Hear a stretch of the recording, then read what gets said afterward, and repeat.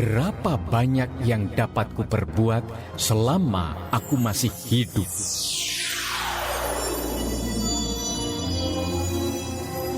Insan edukasi, kita diingatkan untuk memperbanyak perbuatan baik selama hidup ini sebagai bekal menuju hidup di akhirat nanti. Sudahkah hal itu kita lakukan?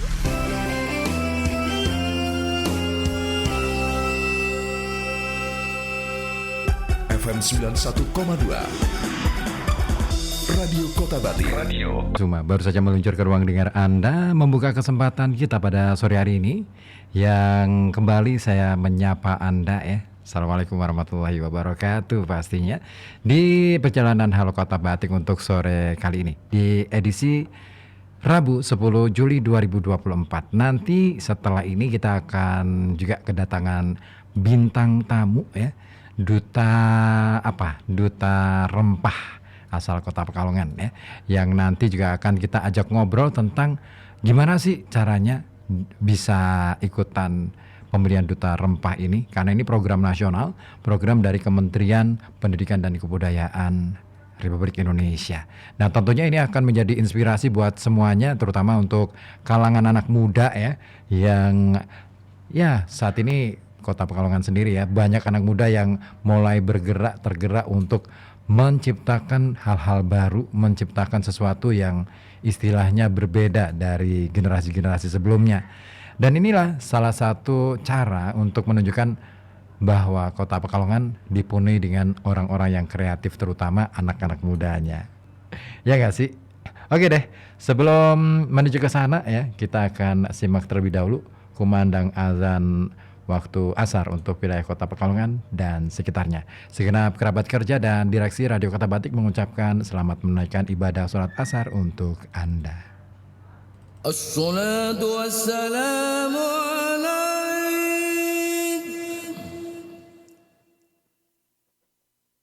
ya imam al-mujahidin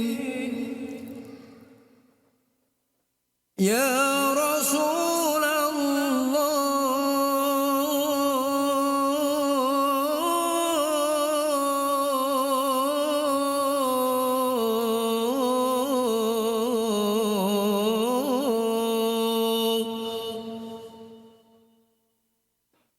As-salatu wassalamu alaik ya nasiral huda ya khaira khalqillah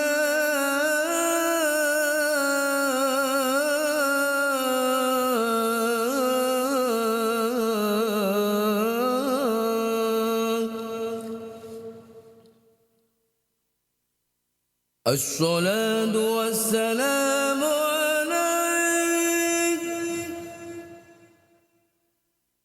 ya nasiral haqqi ya Rasulullah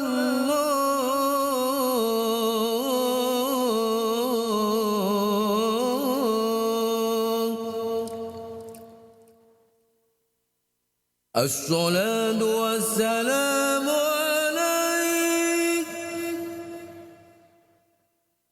يا من أسرى بك المهيمن ليلا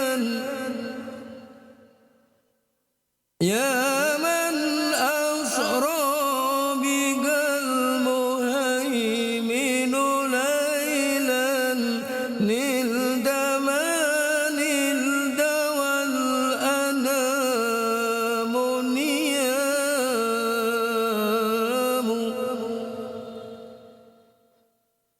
وتقدمت للصلاة فصلى كل من في السماء وأنت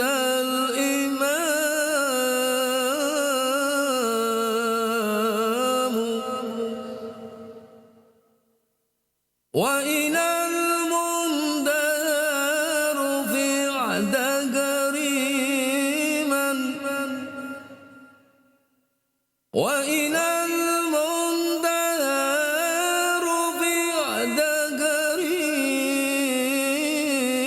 كريما وسمعت النداء عليك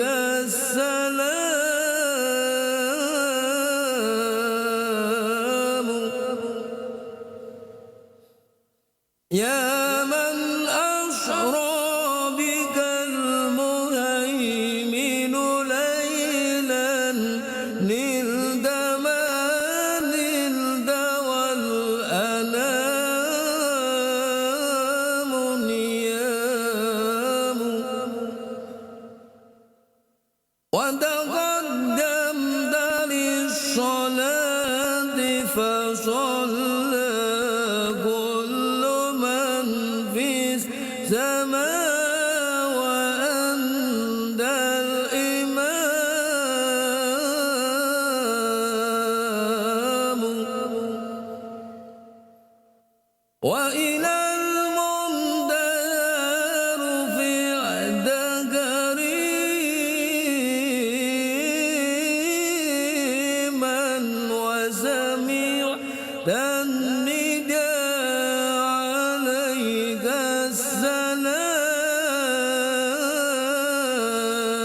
السلام يا كريم الأخلاق يا رسول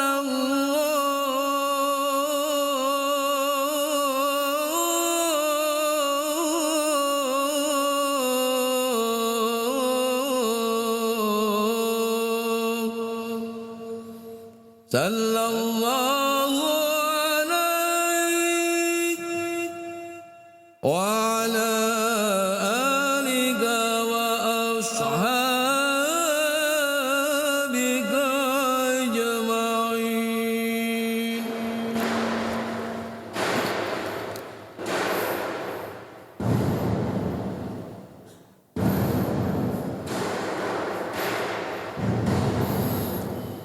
الله أكبر الله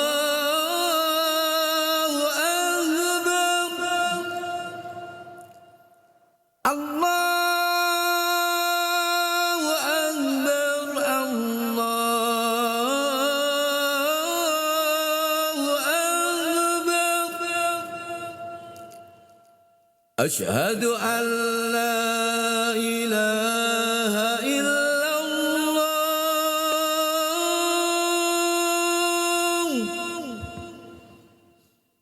أشهد أن لا إله إلا الله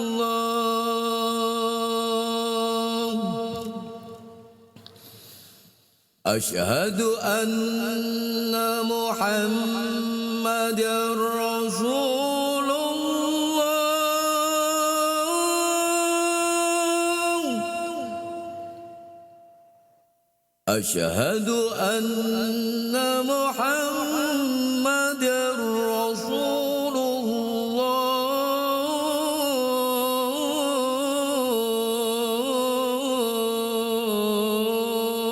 الله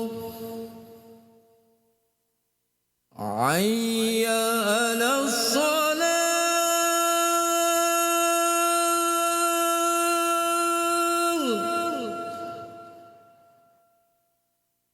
حي على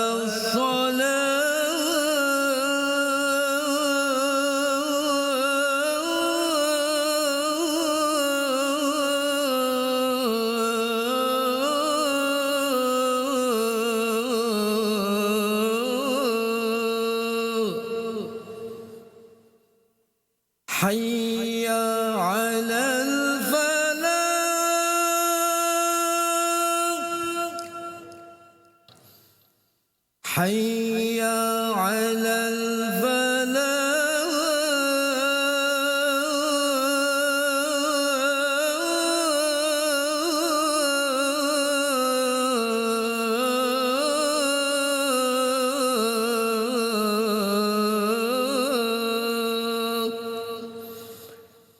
الله أكبر الله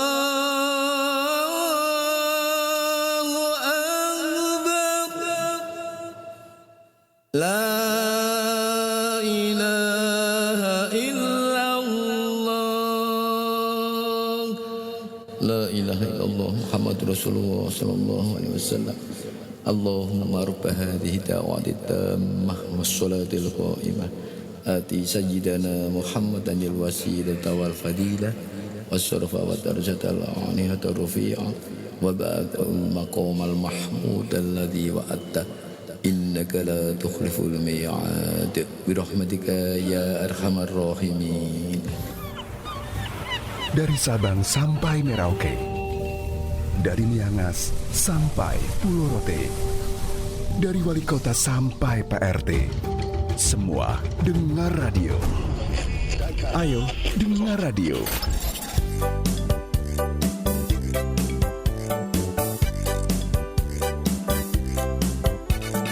FM 91,2 Radio Kota Batik.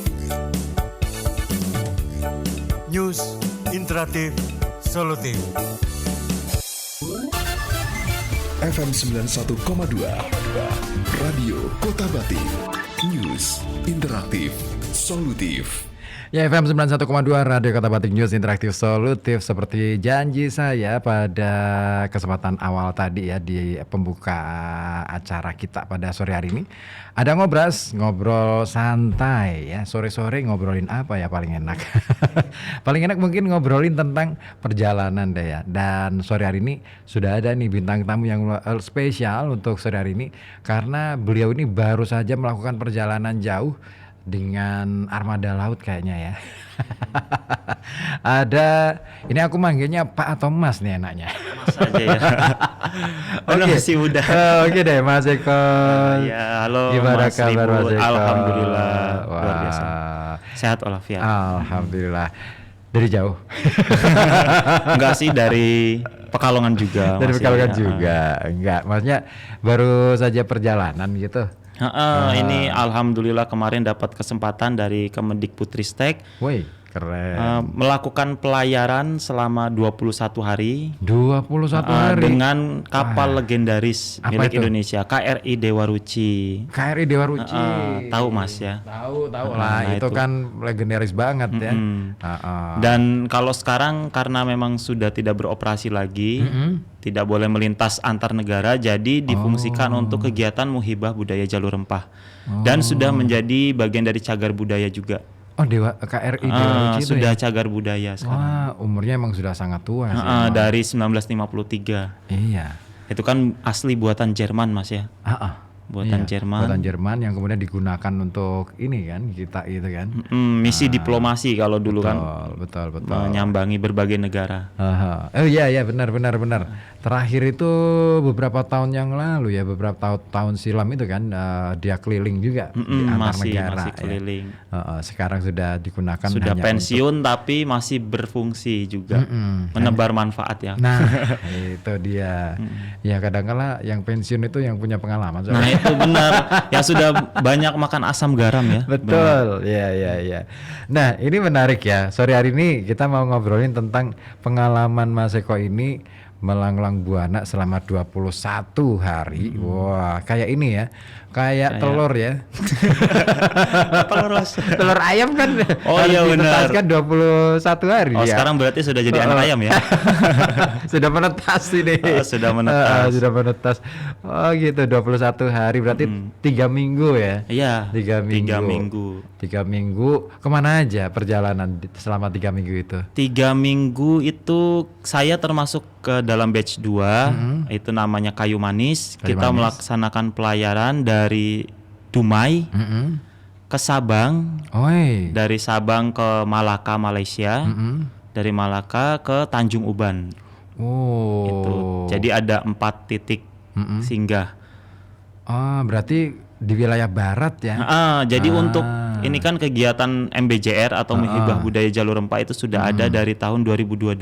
Oh 2022. Sempat 2021 tapi karena COVID akhirnya kegiatan itu difokuskan hanya virtual di Candi Borobudur. Iya sempat. Nah terus di tahun 2022 itu mulai melakukan pelayaran di wilayah timur Dari Surabaya, Buton, terus ke Banda Neira, Kupang, dan kembali lagi ke Surabaya. Jadi terus di tahun 2023 itu pelayaran dari Surabaya ke Makassar, difokuskan di wilayah tengah, dan di tahun 2024 ini di wilayah barat. Dengan temanya jalur rempah dan konektivitas dengan budaya Melayu. Oh iya, Melayu ya. Jadi Kata difokuskan kuncinya ke ya. budaya Melayu kalau di tahun 2024 ini. Apa sih yang istimewa dari Muhibah perjalanan jalur rempah ini sebenarnya? Saya jadi penasaran beneran, pengen ikut, boleh nggak sih? Boleh. Jadi kalau untuk usia itu insya Allah ya katanya tahun 2025 itu ada lagi ke wilayah Kalimantan dan Filipina. Kalimantan, Filipina, ini harus ikut nih. Nah itu usianya batas usia dari usia 17 tahun sampai 40 tahun. Udah kelewat. Wah. Expired ya Mas.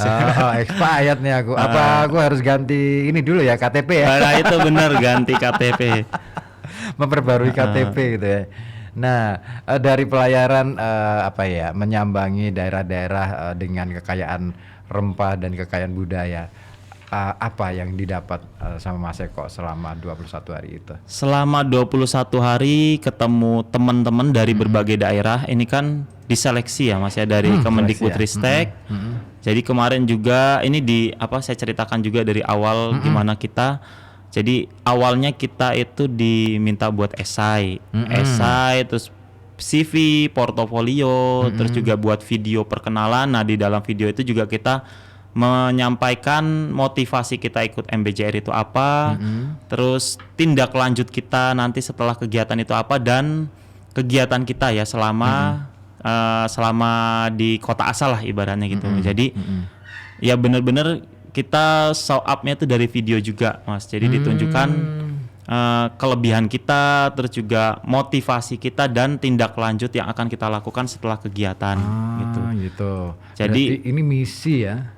Sebenarnya visi dan misinya ini adalah untuk membawa jalur rempah sendiri diakui oleh UNESCO sebagai bagian dari warisan budaya tak benda milik dunia. Oh, sampai hari ini belum sampai diakui. Hari ini ya belum sih terhitungnya. Mungkin masih bagian dari waiting list. Itu kan sudah mulai diajukan jalur rempahnya dari tahun 2017 ya. Iya. Itu kan sudah ada, waktu itu juga saya kebetulan saya di Jakarta dan dapat undangan juga untuk menghadiri penayangan video dokumenter waktu itu dari Jai Subiakto, sutradaranya, terus narator. Naratornya itu dari Reza Rahadian. Waktu itu dengan judulnya The Dark Forgotten Banda, The Dark Forgotten Trail. Mungkin kalau ada yang penasaran gimana videonya, itu ada di YouTube. Bisa dilihat. Itu pertama kali diangkat jalur rempah menjadi diusung ke UNESCO gitu untuk menjadi bagian dari warisan budaya tak benda. Nah, tapi kalau untuk kegiatan MBJR-nya itu baru di tahun 2021 itu 2022 itu tadi. Oh iya sih ya, kalau di UNESCO itu kan ada syarat sih ya. Salah satu syaratnya adalah ada kegiatan yang secara rutin dilakukan. Iya, secara masif. Ya kan, terus secara artikel yang diterbitkan sudah sampai ribuan gitu. Termasuk kayak Jalur Sutra. Jalur Sutra itu kan memang sudah lama ya diakui karena memang artikelnya itu udah ribuan. Terus juga kegiatannya yang dipublikasi sudah banyak gitu dari pemerintah sana. Dan satu hal lagi, dokumentasinya rapi di Jalur Sutra. Benar. Ya kan, Marco Polo. Iya. Ya kan. Benar. Saya baca buku-buku yang Jalur Sutra tuh, catatan Marco Polo kan menjadi salah satu yang kemudian jadi referensi utama gitu kan. Nah, kita di Jalur Rempah ini kayaknya agak susah nih kayaknya. Bener gak sih? Bener. Karena memang ya itu tadi kebiasaan kita Indonesia itu adalah bertutur ya, bukan mencatat itu. Ya betul. Makanya kemarin juga termasuk dari pemerintah daerah yang kita singgahi itu ada keluhan ya, mungkin bukan keluhan sih, maksudnya kayak sedikit curhatan juga kesulitannya untuk diangkat itu tadi karena kebiasaan masyarakat Indonesia itu adalah lebih banyak bertutur daripada mencatat atau membaca gitu. Atau jangan-jangan sebenarnya sudah ada catatannya, cuman kita nggak tahu nih disimpan di mana. Nah itu benar. Seringnya kan gitu. Ibaratnya kan puzzle ya yang harus dicari dan dikumpulkan gitu. Ya karena kan Pak Wardiman Joyonegoro saja kan sempat mengeluh kan itu soal catatan-catatan atau manuskrip, arsip-arsip gitu kan, yang jumlahnya jutaan itu kan luar biasa. Saya banyak menonton podcastnya beliau itu, bahkan ikut seminar beliau juga di kearsipan itu, bahwa jutaan puluhan juta arsip kita ini nggak tahu di mana sekarang, bahkan disimpan di beberapa perpustakaan di luar negeri, ada yang di Leiden ya, lebih banyak di Belanda malah ada yang di Perancis, ada yang di Jerman dan lain sebagainya, tersebar di beberapa negara, dan sampai hari ini kita belum bisa minta balik. Paling hanya beberapa ya yang bisa kembalikan. Yang kemarin paling akhir itu kan, informasi yang paling akhir itu kan, Keraton Jogja saja kan baru bisa minta 400 naskah ya, untuk yang apa ini, obat tradisional. Oh, yang jamu ya berarti. Yang obat tradisional jamu itu baru 400 naskah. Itu pun di sini masih mau dipelajari. Wah, lah ini bisa tuh 400 naskah jamu itu bisa tuh jadi apa ya, acuan untuk rujukan rempah tuh. Bisa sih. Karena kan masih ada koneksinya ya, konektivitasnya tadi. Jamu. Apalagi jamu kayaknya sudah masuk UNESCO ya. WHO juga sudah ini sudah jamunya ya, jamunya iya, naskah-naskah jamu sudah masuk tuh. Tinggal ini nih, kapan nih jalur rempahnya nih. Nah iya, jalur rempahnya masih waiting list ya. Iya. Ternyata banyak ya. Tapi kalau misalkan bicara tentang kekayaan rempah di masing-masing daerah itu memang beda-beda atau gimana sih yang jenengan? Iya, kalau dari catatan ya, termasuk Tom Pierce sendiri itu kan menuliskan dalam catatan perjalanan di bukunya judulnya Summa Orienta. Ya. Itu mengatakan bahwa orang-orang Melayu yang ditemukan pada saat itu mengatakan bahwa Tuhan itu memberkati Indonesia dengan ciri khasnya masing-masing, kayak di timur dengan cendananya, terus Banda dengan palanya, Maluku dengan cengkehnya, dan itu nggak ada ditemukan di wilayah manapun, hanya ada di Indonesia. Jadi ya tidak menutup kemungkinan bahwa Indonesia ini menjadi surga rempah bagi pedagang penjelajah samudera pada saat itu di abad ke-16-17. Oke, ini menarik nih. Saya jadi sangat tertarik banget nih, excited banget dengan ini nih, dengan pembahasan jalur rempah, karena mau tidak mau sebenarnya katakanlah misalkan Pekalongan sebagai kota pesisir harusnya ikut terlibat. Iya, benar. Jadi sebetulnya kemarin kita itu juga dituntut, misalkan yang di setiap pesisir itu pasti ada ketersinggungan ya, termasuk di Pekalongan sendiri itu kan.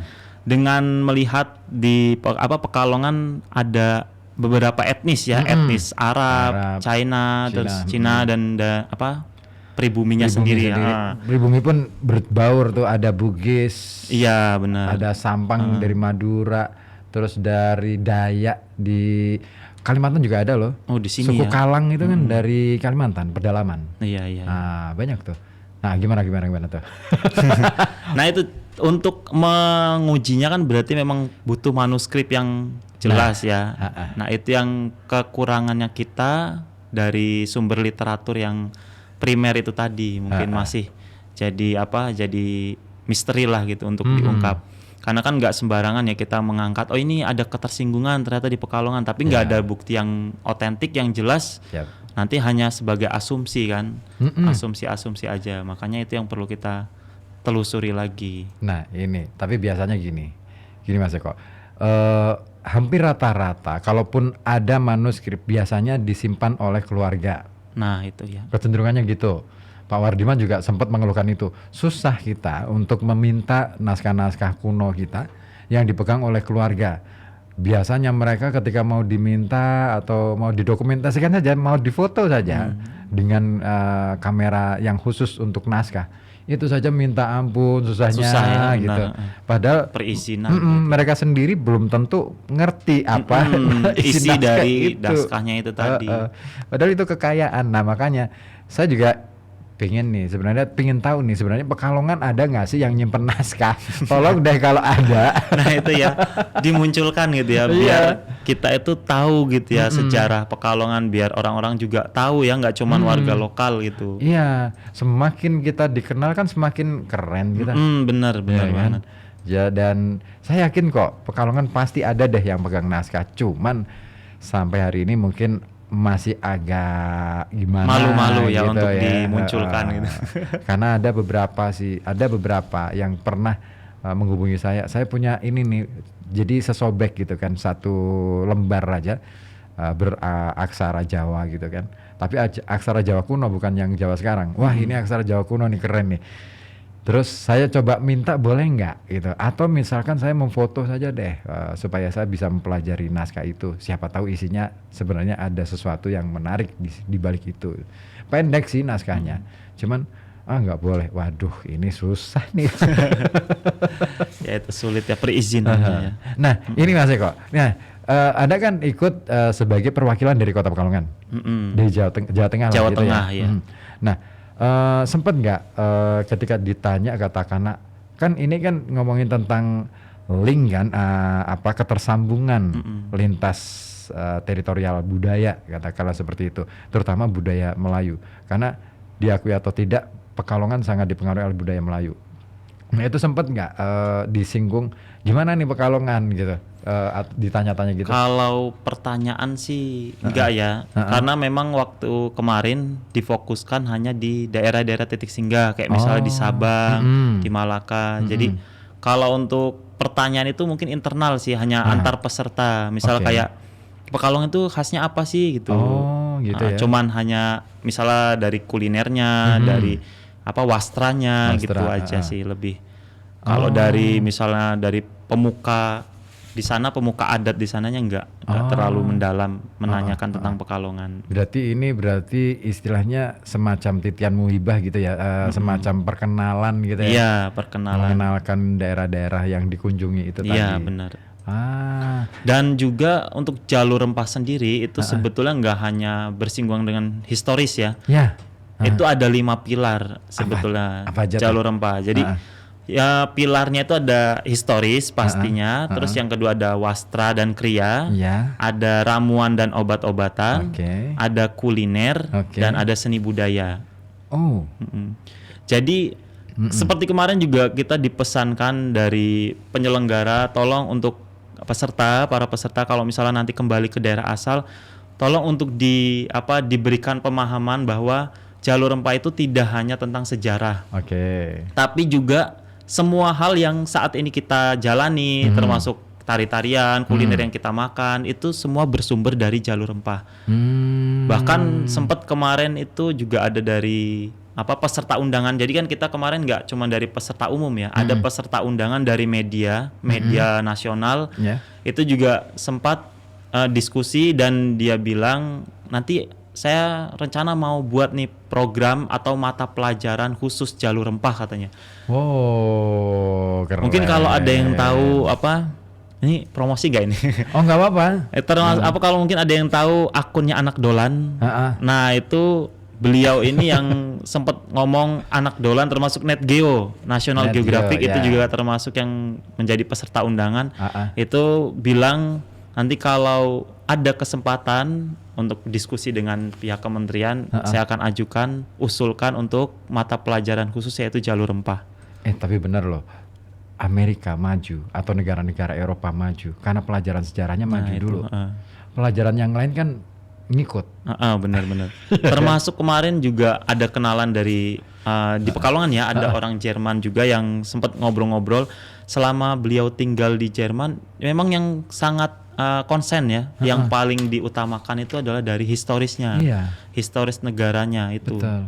Karena itu akan membangun karakteristik, kepercayaan diri, bahwa ternyata katakanlah misalkan orang Pekalongan itu orang yang bagaimana gitu kan, dulunya itu dibangun seperti apa, sehingga karakternya harusnya begini-begini. Nah, otomatis itu akan membangun pemahaman bahwa kalau gitu ya saya harus menjadi orang yang kayak gini nih. Iya.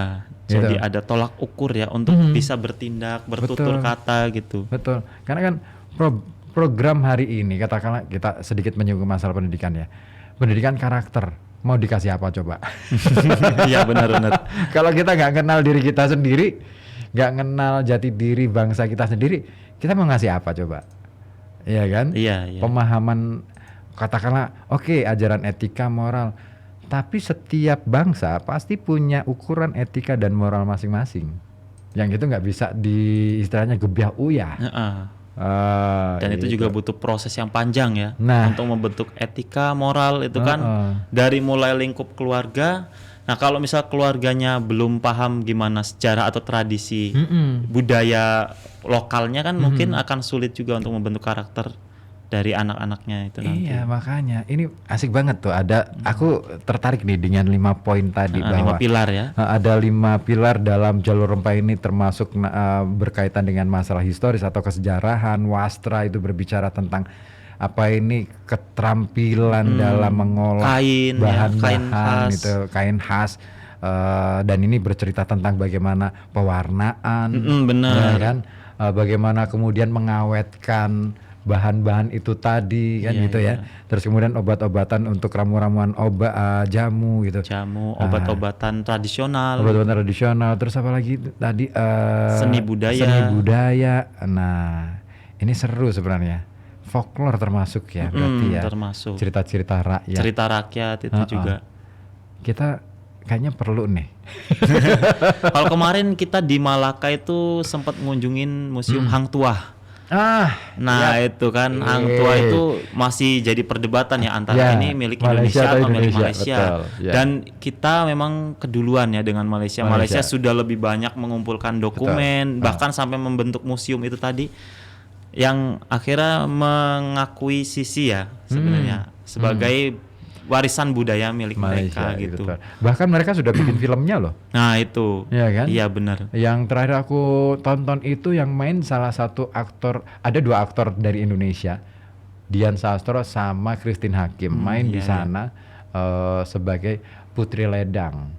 Nah ini bertutur tentang Hang Tuah, dan itu memang diambil dari naskah hikayat Hang Tuah, yang disimpan di Museum Hang Tuah di sana. Di Malaysia. Di Malaysia. Ceritanya sih mirip-mirip dengan apa yang kita punya. Hang Tuah, jadi ada putri dari Jawa, dari kerajaan Majapahit yang kemudian mau dinikahi sama Sultan di Parameswara. Ya, itu kan. Terus tapi kemudian ada intrik di dalamnya. Benar. Terus Hang Tuah dan Hang Jebat Jebat itu yang menjadi tokoh sentral dalam cerita itu. Jadi pertikaian bersaudara itu sebetulnya ya. Nah, itu sayang sekali kita nggak sempet ya mendokumentasikan kita itu. Kayak kurang gercep gitu ya. Naskah kita tuh banyak. Kita aja yang kurang belajar kayaknya. Nah itu kemarin yang ditandai dari pihak mereka juga ya, termasuk karena kita satu rumpun ya. Itu dibilang kita budaya Melayu itu adalah budaya bertutur itu tadi. Makanya kesulitannya itu adalah untuk benar-benar konsen untuk mengumpulkan dokumen-dokumen yang ada itu tadi. Atau jangan-jangan kita masih sering kali beradu debat dengan oh ini fiksi, oh ini yang. Nah itu termasuk karena memang banyak yang meyakini juga ini masih legenda ya, masih fiksi gitu. Termasuk kayak makamnya katanya ada di Riau, ada yang bilang makamnya di Malaka itu tadi. Nah jadi kan saling mengklaim ya di mana sebenarnya posisi makam yang sebenarnya gitu. Itu ya. Padahal kalau katakanlah ya, saya sepakat dengan apa yang pernah disampaikan oleh Rocky Gerung bahwa fiksi adalah keniscayaan, beda dengan fiktif. Iya benar. Ya kan? Artinya bukan tidak mungkin fiksi itu bisa menjadi pintu masuk untuk mengungkap sebuah fakta gitu loh. Cuman kan kadang-kadang kita ini berpikirnya nggak tahu ya, kita salah mempelajari mungkin ya, atau salah dibelajarkan bahwa fiksi itu adalah cerita rekaan, seolah-olah seperti itu. Padahal yang dinamakan rekaan di sini adalah bagaimana mengolah imajinasi dari hasil pencermatan terhadap fenomena-fenomena yang bertebaran di lingkungan kita, terus kemudian itu disambung-sambungkan untuk menjadi seolah-olah real gitu loh. Berarti fiksi itu adalah kenyataan yang tertunda mungkin ya. Ya, saya lebih sepakat itu. Fiksi adalah kenyataan yang mungkin disamarkan. Mungkin asli tapi karena memang itu tadi manuskrip atau dokumen yang tidak lengkap dan simpang siur masalah pengakuan siapa pemilik sebenarnya gitu ya, antara Indonesia atau Malaysia. Makanya itu yang akhirnya jadi sebuah legenda gitu ya, atau folklore daerah gitu. Tapi dari pemerintah Malaysia kemarin juga mengakui bahwa kita itu kita bersaudara. Yang memisahkan adalah penjajahan. Bener. Karena Malaysia sudah dijajah Inggris, kita dijajah Belanda, dan itu yang akhirnya memisahkan persaudaraan kita itu tadi. Iya sih, dan memang diakui atau tidak kan kebudayaan kita nyaris serupa sih, Iya, serupa benar. karena kita serumpun Dari dan bahasa, dari Mhm. tari-tarian kemarin juga yang ditampilkan hampir mirip malah. Tarian Dayak ya sama, tarian apa khas Sumatera ya sama gitu. Dari pakaian juga sama. Sama, Mereka punya apa hias kepala tanjak. Heeh, Nah, tanjak. itu juga sama di Kepri ya sama, di mana Dumai, Riau sama, di Sabang ya sama gitu.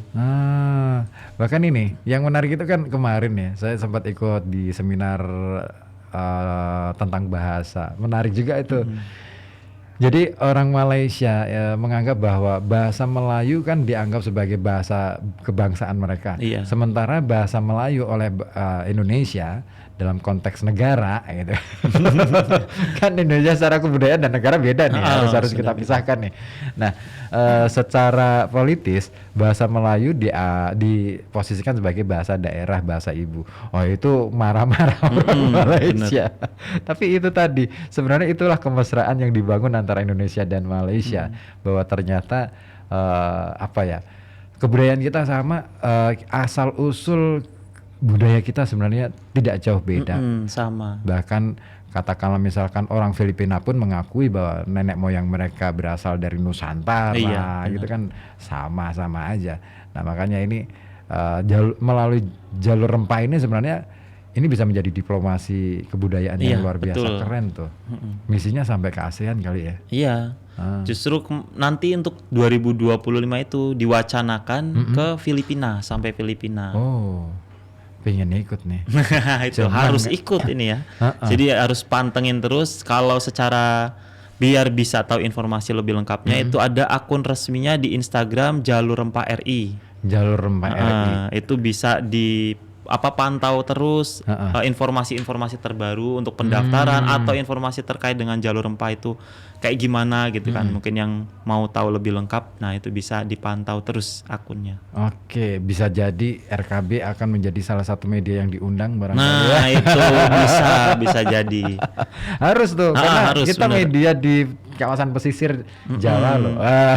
Jangankan pesisir, kemarin yang daerah Pedalaman aja bisa ya. Daerah mana kemarin Bengkulu itu juga kan tidak menutup kemungkinan bahwa pelayaran itu melalui sungai ya.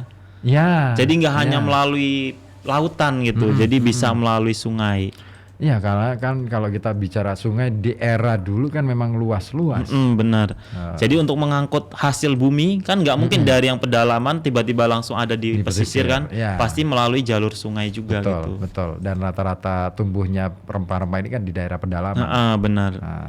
Oke, saya mau ke WA dulu ini yang sudah bergabung. Ada Atul di Wiradesa. Wah, Mbak Atul ya.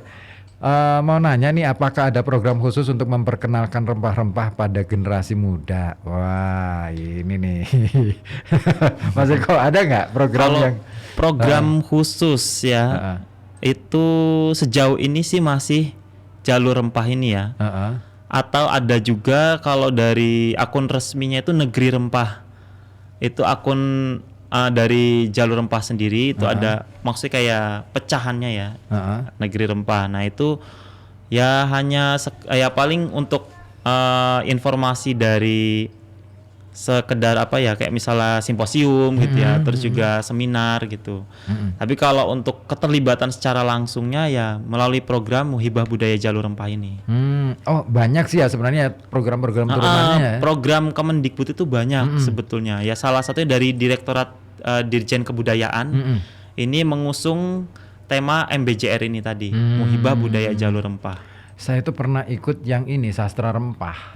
Ada juga tuh, itu khusus untuk mengkaji manuskrip-manuskrip yang berkenaan atau berkaitan dengan rempah. Rempah ya. Nah, itu menarik sekali karena ternyata manuskrip kita itu terlampau banyak sehingga satu persatu satu manuskrip saja itu bisa dibahas banyak dengan benar. kajian yang luar biasa banyaknya. Belum lagi nanti biasanya kalau di sastra rempah itu ada misalkan festival puisi, misalnya puisi rempah benar, itu ada itu. Saya pernah ikut, tapi belum sempat lolos. Oke, Tina di Panjang juga ikut bergabung nih di WA. Tina menanyakan apa nih coba? Bagaimana Laskar Rempah berkontribusi dalam melestarikan budaya dan tradisi rempah-rempah di Pekalongan nih? Wah, oke. Kalau ini gimana nih, Mas Eko menanggapi ini? Ya, kalau kontribusinya itu kan kita dari berbagai latar belakang ya. Kemarin ada juga dari influencer, ada dari media massa ya. Media massa. Terus juga ada dari termasuk saya guru. Nah, untuk melestarikannya ya dengan berbagai cara ya. Kalau saya sendiri kan guru ya otomatis nanti kembali lagi ke sekolah, ya. ke peserta didik atau ke komunitas-komunitas mata pelajaran ya. Kalau saya sendiri kan tergabung di MGMP. MGMP ya benar. MGMP Sejarah Kota Pekalongan. Nah, itu nanti kembali lagi ke situ diseminasikan, disebarluaskan ke guru-guru yang ada di Kota Pekalongan, guru-guru sejarah ya khususnya. Itu nanti akan disebarkan lagi ke sekolah masing-masing gitu. Jadi salah satu bentuk melestarikan jalur rempah itu tadi melalui pendidikan. Bisa melalui pendidikan atau misal melalui konten-konten bisa. Misalnya kita ada keterkaitan misal di wilayah pesisir gitu. Apa yang kira-kira pernah disinggahi oleh para pedagang zaman dulu ya. Itu bisa dikontenkan gitu. Jadi dibuat sebuah video narasi yang kira-kira menarik gitu. Nah, itu bisa sebagai bagian dari melestarikan jalur rempah itu tadi. Oh, atau gini. Saya jadi punya ide nih. Komunitas-komunitas di Pekalongan itu coba deh mulai fokus. Nah, ya bisa kan? menggerakkan untuk fokus ke jalur rempah. Jadi jalur rempah itu kan nanti kaitannya banyak ya, termasuk tadi yang sudah disebutkan 5 pilar. Nah, itu nanti bersinggungan banyak gitu. Jadi nggak hanya ke guru sejarah, tapi guru-guru bidang studi apapun ya, itu akan bersinggungan, termasuk seni budaya, terus juga pelajaran fisika ya, termasuk kemarin juga selama pelayaran kita dikasih materi tentang astronomi. Jadi tentang tentang membaca bintang, membaca bintang, navigasi juga. Nah, itu juga benar. Sebetulnya itu tadi kompleks ya, tidak hanya terkait dengan historis tapi juga multidimensi gitu. Termasuk pengetahuan ya, perkembangan ilmu pengetahuan. Iya benar, ya. Perkembangan ilmu pengetahuan. Ini nih tugasnya para aktivis di komunitas nih. Daripada ya masih bingung mencari fokusnya apa gitu kan. Nah itu, jadi mulai difokuskan ke jalur rempah ini ya. Atau misalkan teman-teman yang bergerak di bidang wastra misalnya ya, itu bisa tuh mencoba mengulik wastra itu tidak hanya dari sisi motif atau apa, tapi juga bisa berbicara dari sisi bahan bakunya ya. Kemarin itu saya lupa namanya. Jadi dari Kepri itu awal dulu masih masa perdagangan kuno, itu juga termasuk bagian pemasok bahan baku ke Pekalongan. Nah, itu sempat disinggung. Apa namanya? Bahan bakunya buat apa, yang buat pewarnanya itu. Yang biru itu dari kayu atau bukan dari buah katanya. Buah apa ya, saya lupa juga namanya. Atau kalau yang selama ini lagi rame ini kan kemarin itu apa sih, indigo yang indigo, warna indigo ya. Warna indigo. Tapi ini kan indigo konon katanya kan ini kan masih debatable ya istilahnya, di sini juga tumbuh. Cuman kalau yang buah apa ya kira-kira ya? Sebenarnya banyak sih ya. Yang ada di Kepri terus bukan diimpor ya, didistribusikan ke Pekalongan. Termasuk ke Pekalongan kemarin. Sempat disinggung juga. Iya, termasuk ini juga ya. Kan nggak hanya dari tumbuh-tumbuhan juga kan. Benar. Katakanlah misalkan dari protein hewani, katakanlah misalkan madu, dari kerang-kerangan atau dari madu itu tadi. Iya kan? Lilin madu itu kan, ya kan? Untuk malamnya kan. Nah, benar. Itu bisa tuh ya. Kompleks ya. Sebenarnya luas pembahasan jalur rempah ini. Iya banget. Eman-eman banget kalau kita akhirnya kehilangan kesempatan untuk bisa merebut jalur rempah ini. Karena bagaimanapun juga kita sudah katakanlah sudah kecolongan jalur sutra. Sutra ya benar. Ya kan, jalur sutra sudah diklaim oleh Cina. Padahal kalau kita mau melihat pertumbuhan jalur sutra, China tidak akan bisa sampai ke daratan di katakanlah tepian Persia dan Iya. sekitarnya, itu kalau nggak ngelewatin kita itu nggak bisa benar. mereka. Itu kan semenjak wilayah Konstantinopel ya jatuh ke tangan Turki Utsmani, Utsmani. itu kan akhirnya bangsa Eropa kesulitan untuk Iya. mencari jalan menuju wilayah timur. Kalau mereka menyebutnya timur jauh ya. Iya. Karena yang mereka pernah singgah itu kan India. India itu timur. Nah, tapi ternyata Masih ada timurnya ada lagi. timurnya lagi. Makanya diberi istilah timur jauh itu tadi. Wilayah Nusantara inilah sebagai pusat dari rempah-rempah atau rempah ibu ya. Kita memang gudangnya. Ya, sebenarnya. gudangnya benar. Cuman ya itu tadi, kenapa sih kita nggak pedean ya? Nggak mau show up ya. Atau nggak mau sombong ini. Apa terlalu tawadu gitu ya? Benar. Terlalu benar kan, budaya kita rendah hati Rendah ya. hatinya Rendah kebangetan hatinya. gitu ya. Sopan santun, rendah hati, budaya ketimuran ya. Iya sih, di satu sisi itu bagus, tapi di sisi lain untuk menunjukkan secara diplomasi internasional itu akan menjadi kekurangan Bumerang ya, buat benar, kita kekurangan sendiri. juga bagi kita. Oke, ada lagi yang mau gabung silakan ya, bisa lewat telepon 0285424474 ataupun melalui WhatsApp di 0855422912. Oke, ada yang gabung lagi, Yuli di Poncol. Nah ini, apakah Laskar Rempah ini bekerja sama dengan pihak lain seperti pemerintah, sekolah atau komunitas lainnya setiap program pengenalan jalur rempah ini? Oh, kalau ini sebenarnya sudah dijelaskan dari awal ya bahwa perjalanan yang dilakukan oleh Mas Eko ini adalah bagian dari program dari kementerian. Kementerian, ya, dari Dirjen Kebudayaan. Dan untuk setiap daerah itu biasanya menyelenggarakan kegiatan juga nanti akan melibatkan kembali Laskar Rempah. Yang bersinggungan dengan jalur rempah ya pastinya. Oke. Wah, ini bisa menjadi pembuka bagi kita nih yang di Pekalongan untuk bikin festival rempah barangkali ya. Benar. Termasuk kan kalau di Pekalongan terkenal dengan kopi tahlil ya. Yap. Kopi itu juga bagian dari rempah dan biasanya kopi tahlil itu kan syarat dengan rempah-rempah juga ya. Banget. Rasa jahenya, nah itu juga bisa kita telusuri juga kok bisa ada gitu ya, kopi tahlil seperti apa gitu. Termasuk gula aren. Nah, gula aren ya ya. kan? Itu kan produk-produk yang lokal banget. Lokal pride ya. Gula aren. Terus apa lagi sih kalau di Pekalongan itu kita kan cukup kaya dengan tebu. Zaman VOC ada pabrik tebu. Iya kan, ada pabrik dulu yang gula. Museum Batik juga kan sebagai kantor administrasi tebu ya. Dan kita punya 4 atau 3 ya pabrik gula. Wonopringgo, terus Seragi, terus di Tirto sendiri ada. Tiga yang diketahui, yang satunya mana lagi ya? Pokoknya ada 3 itu. Artinya bahwa kita punya kontribusi besar dalam jalur rempah itu. Why? Kenapa kita nggak pede gitu? Ayo bikin festival rempah yuk. Ayo biar banyak ya yang datang ke Pekalongan. Ini kan sebagai bentuk menarik wisatawan juga ya. Datang ke Pekalongan. Benar, dan kita bisa menawarkan ini loh, ada batik yang memperkenalkan pewarna alami. Benar. Nah ini ngomongin rempah lagi kan. Nah jadi istilahnya banyak hal yang bisa kita kait-kaitkan satu sama lain. Iya, karena hidup kita itu kayaknya nggak bisa terlepas dari rempah ya. Betul. Dari kita makan, kalau nggak ada rempah pasti nggak enak kan, nggak sedep gitu rasa makanannya. Nah benar nih, ngomongin soal makanan, tahu toh rempah banget ya toh. benar.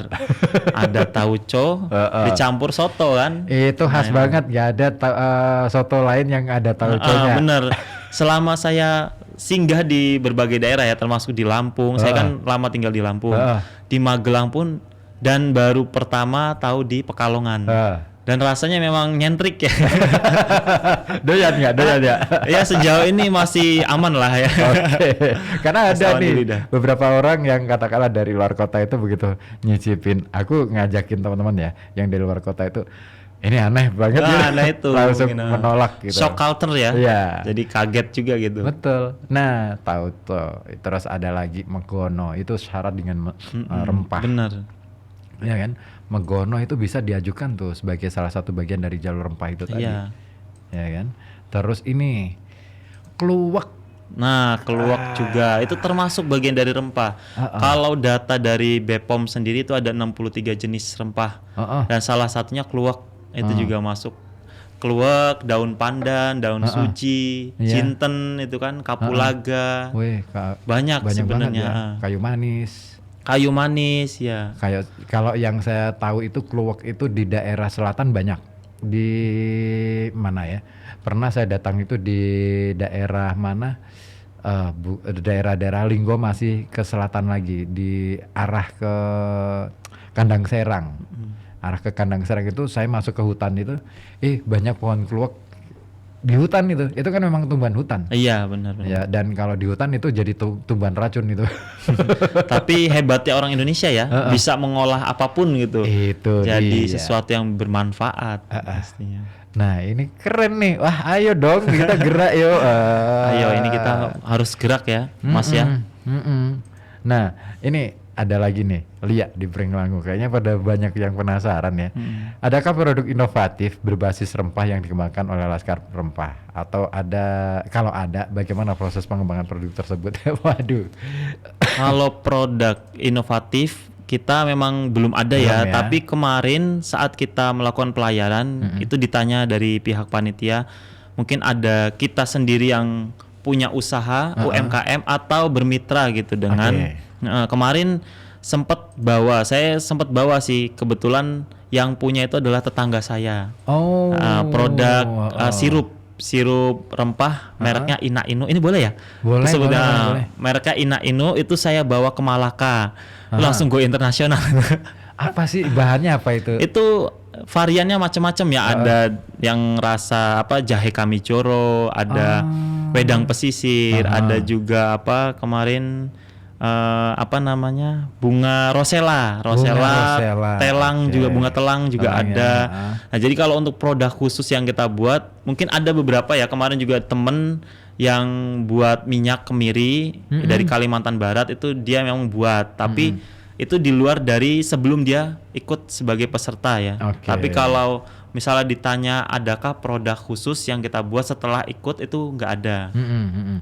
Ini kan lebih ke mengkampanyekan ini dulu ya, supaya mengkampanyekan jalur rempahnya sendiri. Daya dukung untuk pengajuan ke UNESCO itu tadi ya, misinya ya.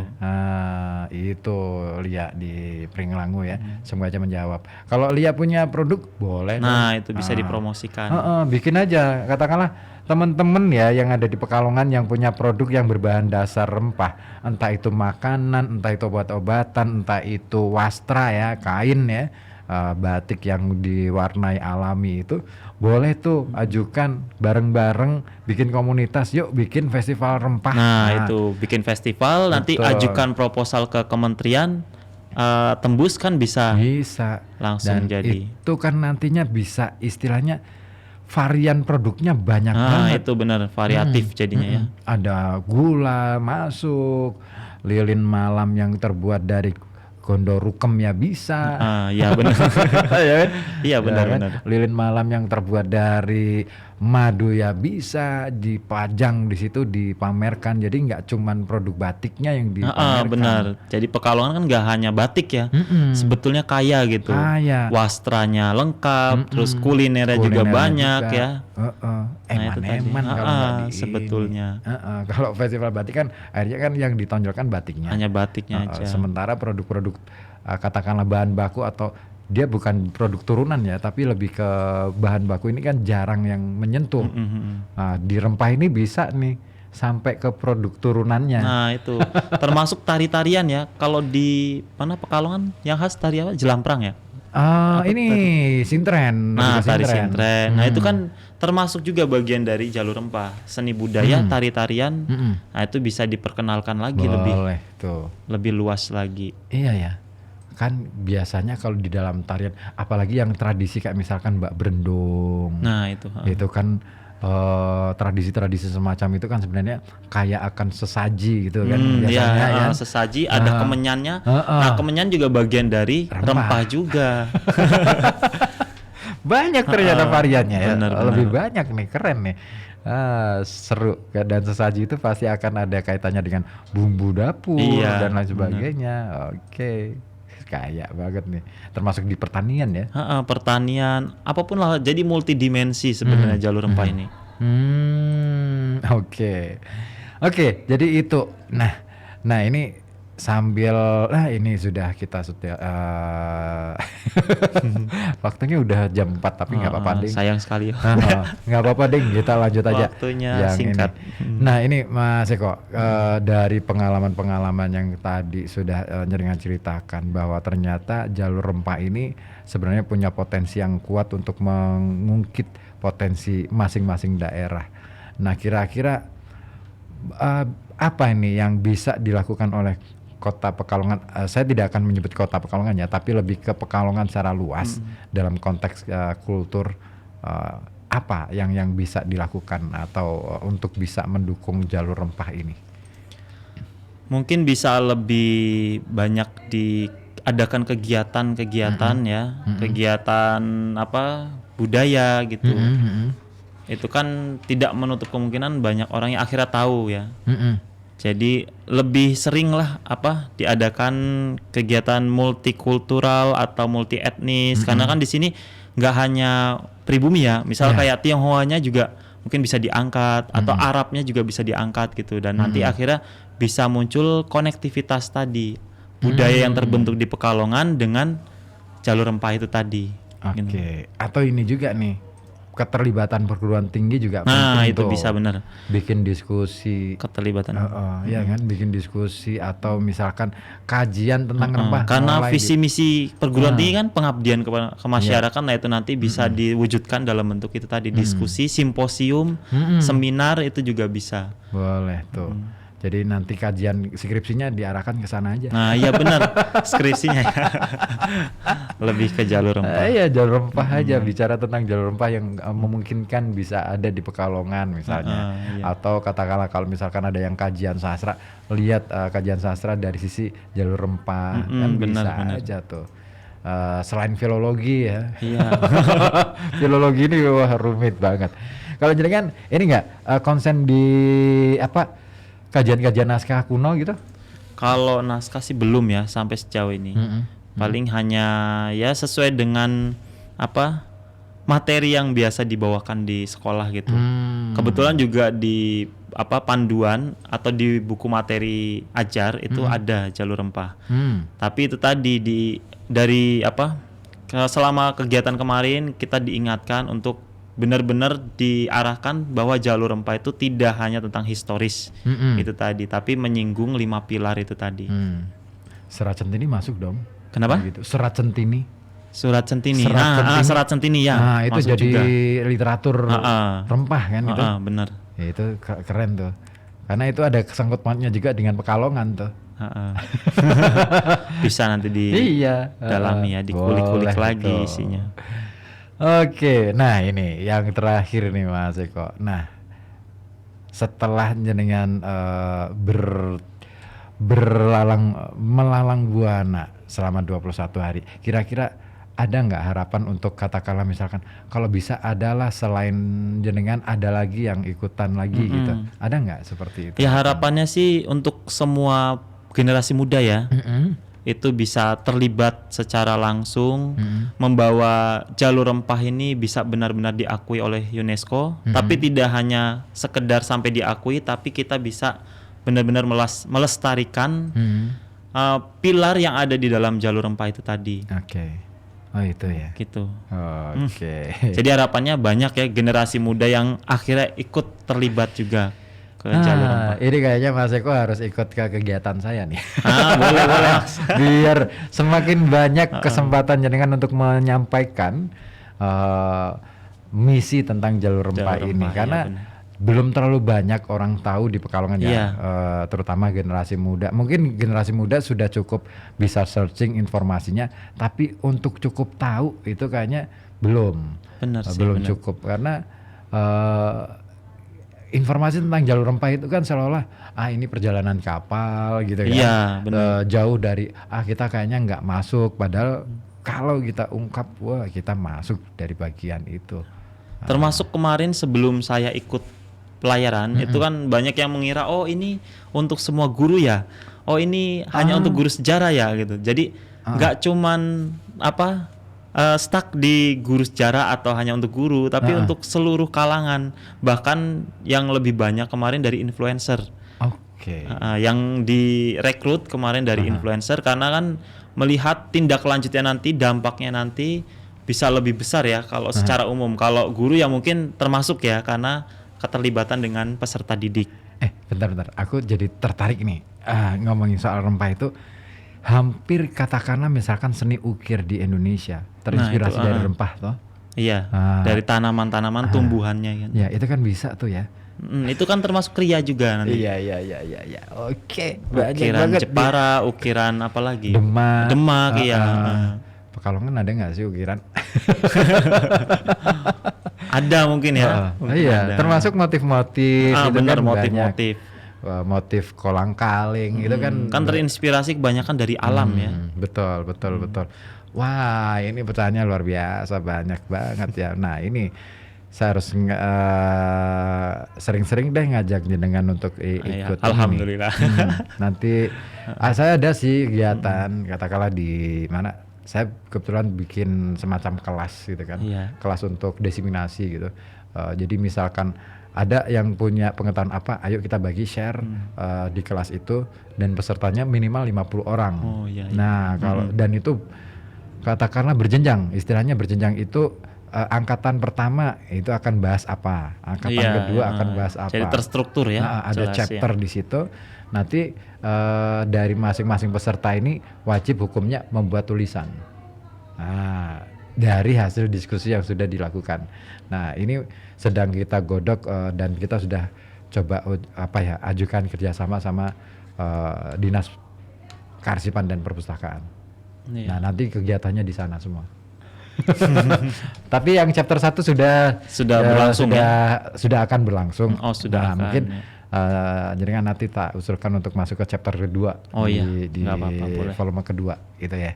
Boleh banget untuk menyebarkan informasi positif ya, hal positif itu harus secara masif. Supaya orang Pekalongan tahu bahwa ternyata banyak anak muda yang banyak yang berkiprah gitu. Oke, Mas Eko, thank you banget sudah mau meluangkan waktu. Kembali kasih Mas Ribut sudah diberikan kesempatan untuk bisa memberikan informasi ya khususnya ke generasi muda ya untuk bisa berkontribusi tidak hanya di lokal ya, kalau bisa nasional bahkan internasional. Ya, benar. Iya, kita sudah dinobatkan sebagai kota kreatif dunia kan. Benar. Nah, sudah saatnya kita bicara di wilayah internasional deh kan. Iya, benar. Nah, termasuk jalur rempah ini. Pokoknya terima kasih sekali, ini menginspirasi banget Mas Eko. Saya jadi pingin banget, cuman ya itu tadi keterbatasan kadang-kala ya. Iya benar. Tapi minimal saya banyak belajar lah dari jaringan.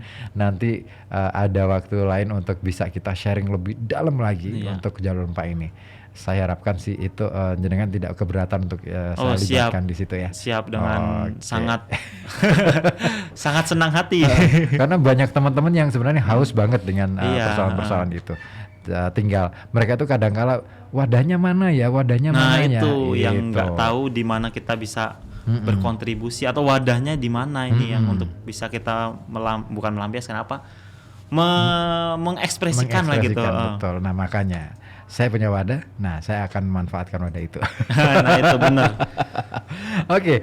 Dan itulah kawan obrolan santai kita sore hari ini ya, semoga aja ini menggugah semangat kita untuk jauh lebih berbuat lebih banyak lagi untuk kota tercinta dan tentunya untuk Indonesia, untuk dunia yang lebih baik lagi.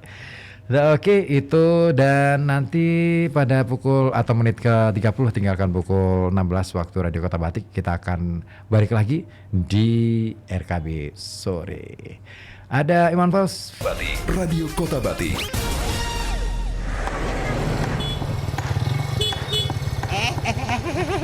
Siapa kowe, Mat? Lagi ya sih weruh dhewe, sing masang spanduk. Masang spanduk kuwi wis ana ijine durung. Tak kandhani ya, masang spanduk kuwi ora angger masang othok. Ana aturane juga. Ora dipaku ning wit-witan kaya kuwi ra. Semono uga masang reklame. Ya ana aturane, ana ijine barang. Oh, kok kuwi, Yo, bener lur. Sesuai peraturan daerah Kota Pekalongan nomor 2 tahun 2018 tentang penyelenggaraan reklame, orang pribadi atau badan usaha yang menyelenggarakan reklame dan media informasi wajib memiliki izin penyelenggaraan reklame. Masa berlaku izin reklame yang bersifat tetap dengan jangka waktu 1 tahun dan selanjutnya dapat dilakukan perpanjangan. Untuk informasi selengkapnya, hubungi Helpdesk di nomor 0857 1301 2755 atau Anda bisa akses website dan media sosial Dinas Penanaman Modal dan Pelayanan Terpadu Satu Pintu Kota Pekalongan. Tak rasa-rasake hawane kok tambah sempromong kok kiye yo. Ngombe apa ya enake sing gawe seger. Nyoh, ngombe iki bae, air minum amanah. Khasiate apa? Apa kuwi? Lah khasiate apa bae? Bisa nyegah penyakit asam lambung, ginjal, kolesterol. Wes, pokoknya akeh pok khasiate. Wah, ya cocok kuwi. Lah tukune ngendi?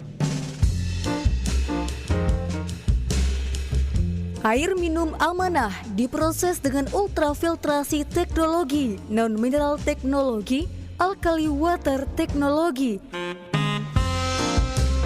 sehingga menghasilkan produk air mineral yang berkualitas, memiliki bentuk kemasan yang praktis. Dapatkan air minum amanah di Haji S. Subagio, Jalan Kediri 149 belakang Cafe SK atau belakang Universitas Pekalongan. Bisa pula di Titik Homyati, Toko Barokah Jalan Kiai Sambong Perumahan Wirosari 1, Jalan Felisima nomor 1 RT 3 RW 6 Sambong, Batang. Dapatkan pula di Arif Prawira di Jalan Raya Ambek Kembang nomor 17 Kecamatan Kedunguni Kabupaten Pekalongan. Sari Hartati Jalan Kartini Gang Jati Sari 1 Dusun Peron RT 4 RW 13 Petarukan Kabupaten Pemalang. Bisa pula di Sigit Hartono Kedawung Sidorejo RT 1 RW 4 Comal. Muhammad Hadi Sarjono di Jalan Cemara nomor 7 RT 1 9 Kauman Batang. Bisa pula di Vita, depan Blok B7 Taman Asri Pemalang. Kemudian Anda juga bisa mendapatkan di Pujiana, Jalan Tuku Umar nomor 2 Kajen, depan SMA PGRI Kajen. Dapatkan pula di Darwandi, Anda bisa mendapatkan di Dukuh Wuni RT 2 RW 1 Desa Tenggulang Harjo Kecamatan Subah atau sebelah barat Sate Kelinci Pak Nardi. Dan yang terakhir, Frida di Perum Gria Kalisala Asri Jalan Melati S1 7 Batang. Air minum amanah tak sekedar pelepas dahaga. Bro, yuk ngesuk mumpung malam minggu karaokean ning Happy Papi. Senin malam bae pok bro. Lah kenapa kudu Senin malam? Loh, durung ngerti yo. Ngene, ning Happy Papi kuwi saben Senin saiki ana program promo Senin Murce. Dadi karaoke 3 jam kuwi mung 50.000 tok. Hajib kan?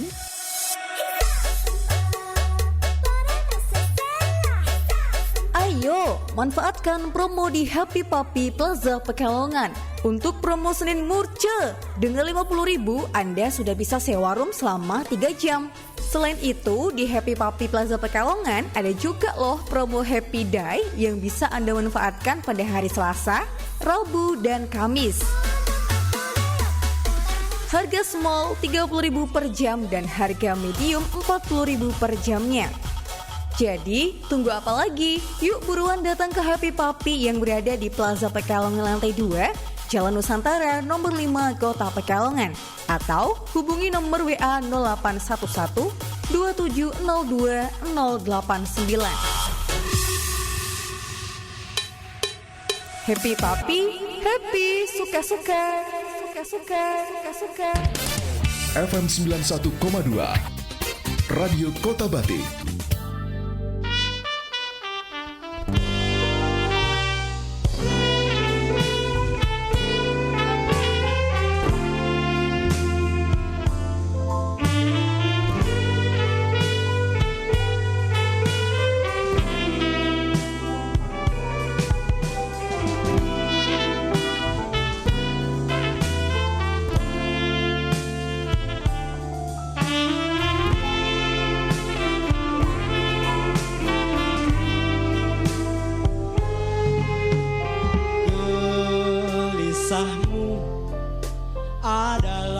Gelisahku, berjalanlah kita bergandengan. yang nyata dan kita cintai. Lama kita saling bertatap mata dan makin mengerti. Tak lagi bisa dipisahkan.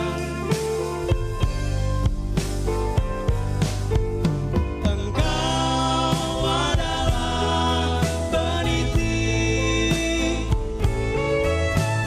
yang telah disematkan. Aku adalah kapal yang telah berlabuh dan ditambatkan.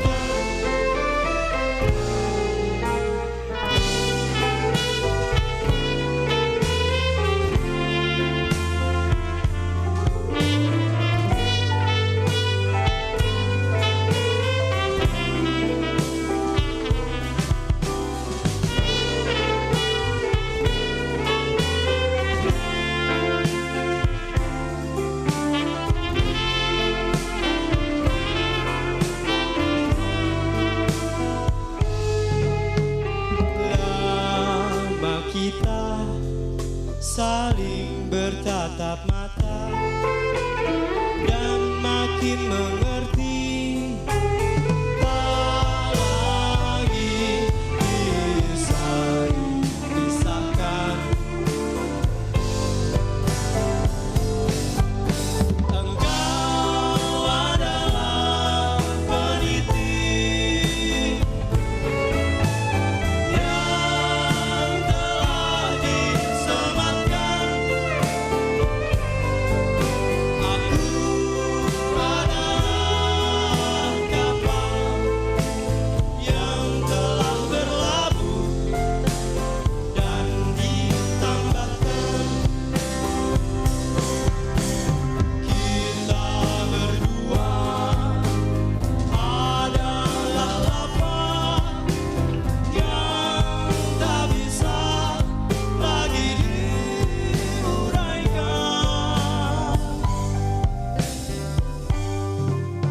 Engkau adalah peniti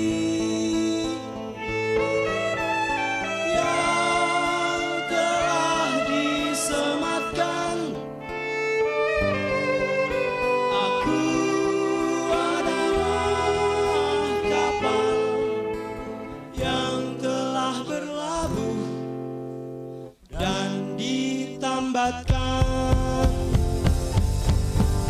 Engkau adalah peniti yang telah disematkan. Aku adalah kapal yang telah berlabuh dan ditambatkan. Ragam kabar berita sore.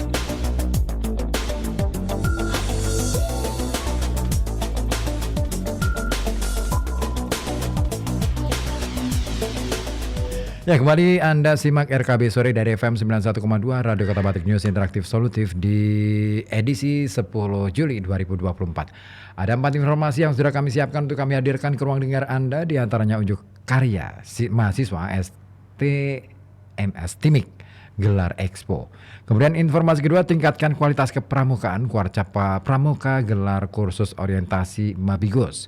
Informasi ketiga, HUT ke-18 tahun, Museum Batik gelar lomba membatik. Dan informasi terakhir, nanti SMP Negeri 10 Kota Pekalongan masih buka pendaftaran siswa baru. Kita menuju ke informasi pertama, kawan. Beri ruang apresiasi bagi mahasiswa. Sekolah Tinggi Manajemen Informatika dan Komputer Widya Pratama Pekalongan menggelar Expo. Kegiatan ini dijadwalkan digelar pada hari Kamis 11 Juli 2024 di halaman kampus Timik Widya Pratama. Kepada Radio Kota Batik, Prodi Teknik Informatika STIMIK Widya Pratama Kota Pekalongan, Rifki Maulana mengatakan, tujuan digelarnya Expo tahun ini untuk memfasilitasi usaha kreatif yang dirintis mahasiswa, terutama dalam mengimplementasikan mata kuliah Technopreneurship, Inovasi dan Kewirausahaan. Menurutnya, selain diperuntukkan bagi para mahasiswa, kegiatan ini juga terbuka bagi alumni dan masyarakat umum. Dan dia menyampaikan Expo STIMIK 2024 ini mengusung tema bersama membangun masa depan dengan inovasi. Rifki menambahkan, selain pameran karya mahasiswa, Expo tahun ini juga menyuguhkan beragam hiburan seperti pertunjukan musik, bazar, dan presentasi bisnis. Kita beralih ke informasi berikutnya kawan. Tingkatkan kapasitas kepramukaan di Kota Pekalongan. Kuartir Cabang atau Kuarca Pramuka Kota Pekalongan helat kursus orientasi bagi para ketua majelis pembimbing gugus depan atau Mabigus. Kepada Radio Kota Batik, Sekretaris Kuarca Pramuka Kota Pekalongan Amhar AZ menjelaskan, kegiatan tersebut dilaksanakan di Gedung B Aula Dinas Pendidikan setempat pada hari Senin 8 Juli kemarin dan diikuti oleh 35 peserta dari Kepala MTS SMP se-Kota Pekalongan. Azet menyampaikan kursus orientasi ini bertujuan untuk membekali para mabigus dengan wawasan dan pemahaman mengenai kepramukaan. Harapannya, para mabigus ini mampu menjadi motivator dan penggerak gugus depan di wilayah masing-masing. Azet juga menambahkan beberapa pemateri yang dihadirkan diantaranya adalah pimpinan cabang Gerakan Pramuka, Kepala Dinas Pendidikan, Sekretaris Kuarcap Gerakan Pramuka, dan Kepala Pusat Pendidikan Pelatihan Pramuka Kota Pekalongan. Dan kita menuju ke informasi berikutnya kawan. Sambut hari ulang tahun ke-18, Museum Batik Pekalongan menggelar Lomba Membatik. Lomba yang diperuntukkan bagi masyarakat umum ini dilangsungkan pada tanggal 17 Juli 2024 mendatang. Seperti diungkapkan Kepala Museum Batik Pekalongan, Nur Hayati Sinaga, pendaftaran peserta lomba sudah ditutup dan hanya diikuti oleh ataupun dengan kuota peserta 50 orang. Sementara untuk technical meeting akan dilaksanakan pada tanggal 12 Juli mendatang. Dan puncak acara HUT akan dilaksanakan pada tanggal 24 sampai 26 Juli 2024 dengan beragam kegiatan. Nuriati menjelaskan untuk menyukseskan kegiatan tersebut, Museum Batik Pekalongan juga bekerja sama dengan museum lain, terutama untuk memamerkan koleksinya. Dia juga menambahkan nantinya akan dipilih dalam lomba tersebut juara 1, 2, dan 3 yang akan mendapatkan uang pembinaan, piagam penghargaan atau trofi. Dan selain itu, karya para pemenang akan dilelang dan hasilnya akan disumbangkan. Dan satu informasi terakhir ini kawan, meski tenggat waktu PPDB tahun 2024 untuk tingkat SMP telah ditutup, SMP Negeri 10 Kota Pekalongan ini masih membuka kesempatan bagi masyarakat untuk mendaftarkan putra-putrinya sebagai peserta didik baru. Hal itu disampaikan Kepala SMP Negeri 10 Pekalongan Agnesni Pramuktiasih Nugroho yang menjelaskan bahwa sampai batas akhir PPDB online pihaknya hanya menerima sejumlah 111 peserta didik baru. Agnesni menjelaskan pada saat pendaftaran pihaknya menerima pendaftar sebanyak 125 anak dan dari jumlah tersebut pendaftar yang melakukan daftar ulang hanya 111 siswa. Dengan jumlah tersebut pihaknya membagi siswa baru ke dalam 4 rombongan belajar sehingga masih tersisa 17 anak dari target kuota yang ditentukan. Selanjutnya, upaya yang telah dilakukan untuk memenuhi target tersebut diantaranya dengan menelpon peserta didik baru yang belum melakukan daftar ulang serta masih membuka kesempatan dengan memperpanjang pendaftaran sampai akhir Juli. Agnesni menambahkan bagi anak yang akan mendaftar mendaftarkan diri ke SMP 10, berkas persyaratan yang dibawa diantaranya adalah membawa akta kelahiran, kartu keluarga, pas foto, dan surat keterangan lulus dari sekolah asal. Ya itulah kawan, 4 informasi lokal kami sampaikan untuk Anda. Kita akan menuju ke informasi berikutnya. Ini berkenaan dengan lifestyle. Ya kawan, belakangan ramai ya tontonan tentang program cerdas cermat modern atau Clash of Champion yang menghadirkan anak-anak cerdas dari berbagai universitas ternama dari dalam dan luar negeri. Dan tidak sedikit orang tua yang ikut menonton acara tersebut terpacu ingin mendidik anak-anaknya menjadi lebih baik sehingga tumbuh menjadi anak pintar. Nah, seringkali para orang tua ini ya mengatakan anak-anaknya ini memiliki bakat kecerdasan. Namun faktanya seperti yang diungkapkan dari Pop Seeger, riset menunjukkan bahwa intelijensi karena bakat dan pola asuh ini memiliki porsi yang sama, yakni 50-50. Artinya pola asuh yang diberlakukan orang tua ternyata memiliki pengaruh besar, tidak sekadar berbekal keyakinan bahwa anak memiliki kecerdasan alami sejak lahir. Lalu kebiasaan apa yang bisa dibentuk? Dan terutama untuk membentuk atau menumbuhkan anak-anak ini menjadi cerdas. Nah, ini dia. Ada beberapa kebiasaan anak pintar yang perlu ditiru. Yang pertama adalah terbiasa membaca. Nah, membaca ini bisa menjadi salah satu kebiasaan yang perlu dibangun jika ingin anak tumbuh cerdas. Namun, jangan hanya meminta anak membaca, tetapi membacalah bersama mereka bagi para orang tua. Beri perhatian pada setiap kata yang ditemui dan membaca ini dapat menstimulasi tidak hanya membangun pengetahuan tentang dunia dan ini bisa menjadi fondasi berbagai pembelajaran termasuk matematika dan sains. Dan pastikan buku-buku yang ada di rumah ini mudah diakses oleh anak-anak sehingga kebiasaan membaca akan lebih mudah terbentuk. Kemudian tidur cukup. Nah, seperti diungkapkan dari The School Run, kurang tidur ini tidak hanya akan membuat suasana hati anak menjadi buruk, tetapi juga berdampak pada capaian akademik mereka. Maka tidur ini sangat berkaitan dengan kemampuan belajar anak serta memori dan kontrol emosi anak. Nah, anak yang secara rutin tidur cukup ini cenderung memiliki hasil akademik yang lebih baik ketika ujian. Kemudian yang ketiga, kebiasaan lain adalah tidak membandingkan diri dengan anak lain. Nah, kita memiliki kecenderungan membandingkan diri kita dengan orang lain, ya kan? Atau anak kita dengan orang lain. Maka bukan hal aneh jika anak kita punya kecenderungan yang sama. Namun, anak-anak pintar ternyata relatif tidak pernah membandingkan dirinya dengan orang lain dan memilih fokus dengan pencapaiannya sendiri. Hal ini juga dikenal dengan istilah referensi mandiri. Nah, apa itu referensi mandiri? Ya, referensi mandiri adalah memotivasi diri sendiri atau memotivasi anak menjadi lebih baik dan lebih percaya diri. Nah, masih bingung membedakannya? Nah, bayangkan ya, anak bermain bowling. Anak yang membandingkan diri dengan orang lain akan mengatakan, aku tahu aku hebat karena selalu menang. Sementara anak yang fokus pada perkembangan dirinya sendiri akan mengatakan, aku tahu aku hebat karena sebelumnya aku hanya dapat poin 90. Sementara saat ini poinku 110. Nah, itulah ya kebiasaan yang patut untuk ditiru. Nah, kemudian tidak buang-buang waktu. Nah, baik anak maupun dewasa sama-sama punya kecenderungan tidak menyukai aktivitas tertentu. Namun, anak-anak pintar menyadari bahwa membuang-buang waktu tidak akan memberikan mereka manfaat jangka panjang. Dan kita perlu tahu bahwa membuang-buang waktu lahir karena anak tidak tahu bagaimana harus memulai dan mereka memandang sesuatu atau pekerjaan tanpa susah dan ragu bisa menyelesaikannya.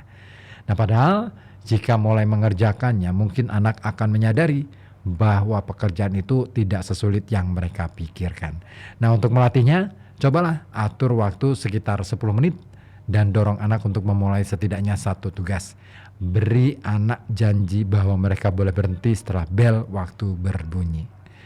Kemudian kebiasaan lain adalah beraktivitas fisik. Nah, aktivitas fisik ini tidak hanya membuat anak sehat dan kuat, tetapi ternyata juga memiliki manfaat mental, termasuk membangun sel-sel otak dan memperlancar aliran darah ke otak.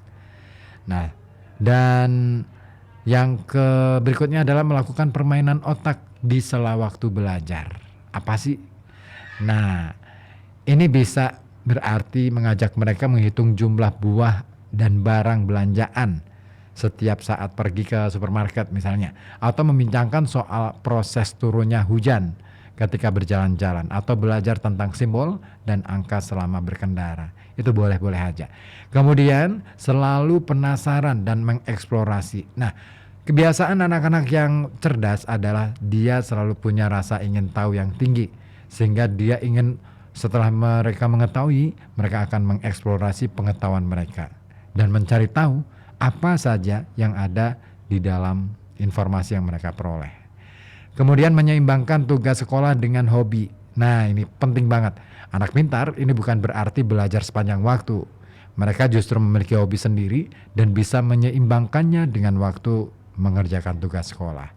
Nah, selain dengan hobi, anak-anak pintar juga cenderung bisa menyeimbangkan waktunya dengan istirahat atau bermain bersama teman.